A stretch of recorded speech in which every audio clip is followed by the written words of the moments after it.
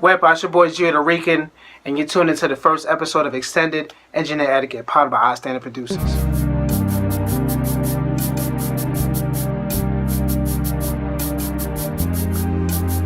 Today I'm going back to the first one, of course, with episode 1. I have to do Engineer Etiquette number 1, and that's learn how to run a session. What does that mean?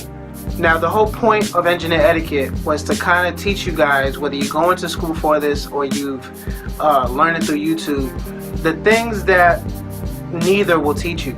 And that's the real life experiences and the do's and don'ts that people aren't really just going to openly tell you. You know what I'm saying? You got schools that charge a lot, and you got the older engineers that are kind of keeping the secrets to themselves. So Engineer Etiquette was my way to just tell you guys how things really go down in the studio. And knowing how to run a session is, even though it's the first Engineer Etiquette, is kind of the summation of all the Engineer Etiquettes.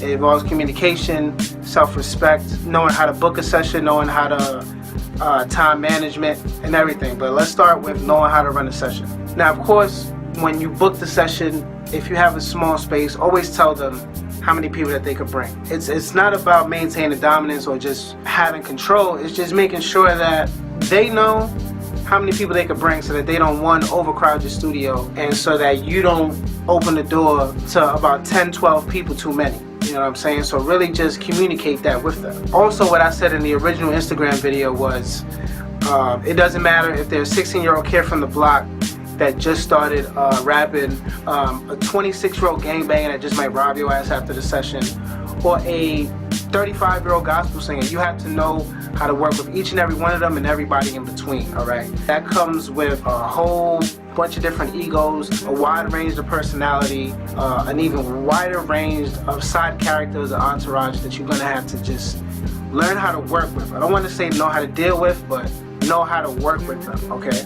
A lot of the job that I do as an engineer is reassurance. Reassuring that the artist is going to get a good quality job, reassuring them that, you know, everything is going to be top quality, that the equipment is fine, that, you know, the latest and greatest, whatever have you, and communicate with them and let them know what you can and cannot do.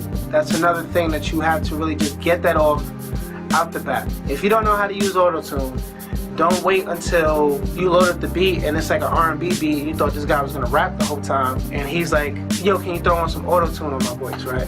And if either A, you don't have it, or B, you don't know how to use it, you have to communicate this with them. They have to know what to expect out of the session. It goes all the way back to reassurance. Let them know what you can and cannot do. Let them know what could and cannot be done within the allotted time of the session, okay?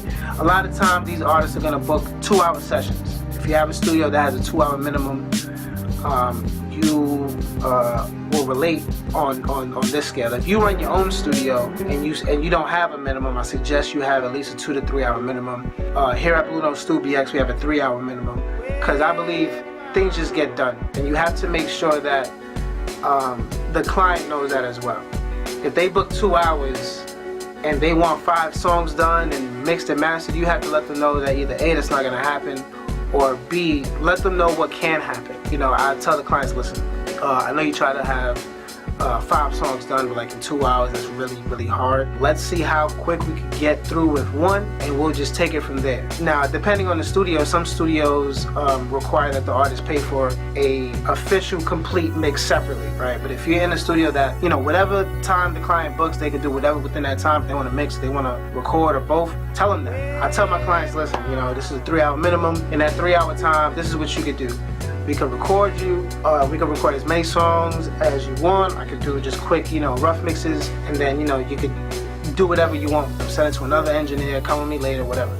Or if you want to lay down one song and say it's a song you got to perform or whatever, you want it mixed at the same time, communicate that with me. I have to know this so that I can run at an efficient pace, and so that you're not stuck with 3 hours that the artist might feel wasted because they thought that they were going to get everything mixed, and then it helps you out. It helps the engineer out because you express that. Now you and the artist are on the same page, all right?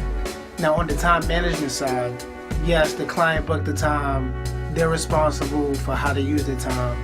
But I feel like as engineers, we have to make sure that they get the best use out of their time. Or at least I do as an engineer.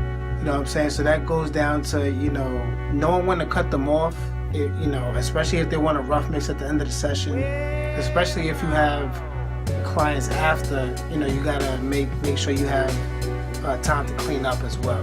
I also like to ask the client if they're doing songs versus just freestyles, that might have just one hook and one verse.